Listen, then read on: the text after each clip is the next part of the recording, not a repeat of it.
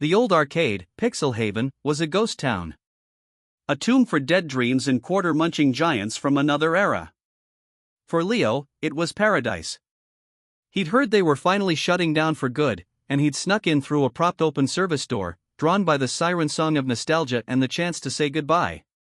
Dust motes danced in the slanted beams of late afternoon light that cut through the grimy front windows.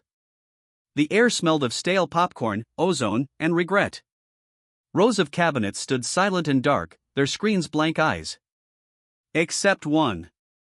At the very back, tucked in a corner as if hiding, a single machine hummed with a low, persistent energy. Its screen glowed with a familiar, vibrant blue sky and checkerboard ground. It was a Sonic the Hedgehog cabinet, but unlike any Leo had ever seen. The art on the side was faded and peeling, but the spiny silhouette seemed sharper. The grin was whiter, toothier. The words Sonic were scratched out, and beneath them, in crude, hand-painted letters, someone had written, Shin Sonic.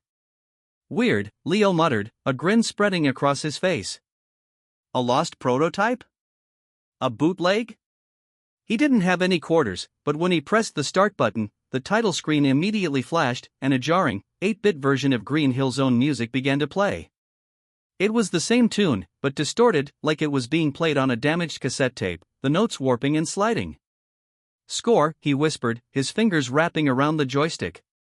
The game started normally. His Sonic zipped across the screen, collecting rings. But the colors were slightly off, the greens were sickly, the blues were too deep. The animations were jerky, and sometimes, for a single frame, Sonic's sprite would flicker into something else. Something with longer spines and eyes that were solid, pitch-black orbs. What the hell is this? Leo chuckled, unnerved but hooked. He guided Sonic into a tunnel. The screen darkened. The music slowed to a discordant drone. And then, the sprite stopped. It turned, slowly, pixel by pixel, to face the screen. It wasn't looking ahead. It was looking out. At him. Leo's hand froze on the joystick. Okay, that's a creepy glitch. The words "Get Ready" flashed on the screen, not in their usual cheerful font, but in a spiky, blood-red text. The music cut out entirely, replaced by a low, digital growl that vibrated through the cabinet and up Leo's arms. Reality softened at the edges. The checkerboard pattern of the floor in the game seemed to bleed out, superimposing itself over the grimy arcade carpet. The cheerful boing of a spring sounded from a dark corner of the room, but there was nothing there. The air grew thick and heavy, humming with the same distorted energy as the game. This isn't funny, Leo said, his voice small in the vast, empty arcade. He tried to step back, but his feet felt glued to the floor. On the screen, Shin Sonic began to move again. But he wasn't following the code. He was running in place, a blur of blue and menacing black eyes, his feet a frantic smear of pixels. The sound of his running wasn't the familiar zip-zip, it was a wet, tearing sound, like ripping meat. Thump. Something heavy landed on the roof of the cabinet. Leo stared, his heart hammering against his ribs. A single, long, cobalt blue spine slowly curled over the top of the screen, followed by another. He couldn't move. He couldn't breathe. The creature pulled itself up. It was a nightmare parody of his childhood hero. Its limbs were too long and thin, ending in sharp, glinting claws.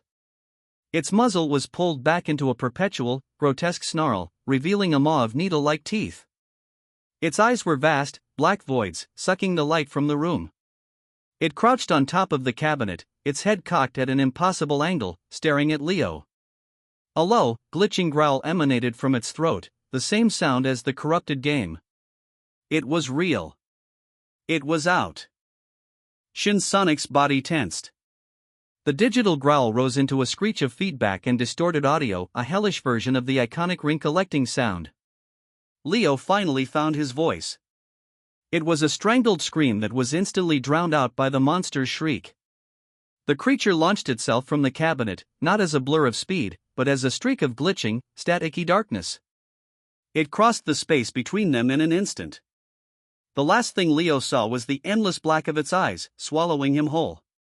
The last thing he heard was not his own scream, but a perfect, crisp, 16-bit sound effect. The sound of one life being lost. Then, silence.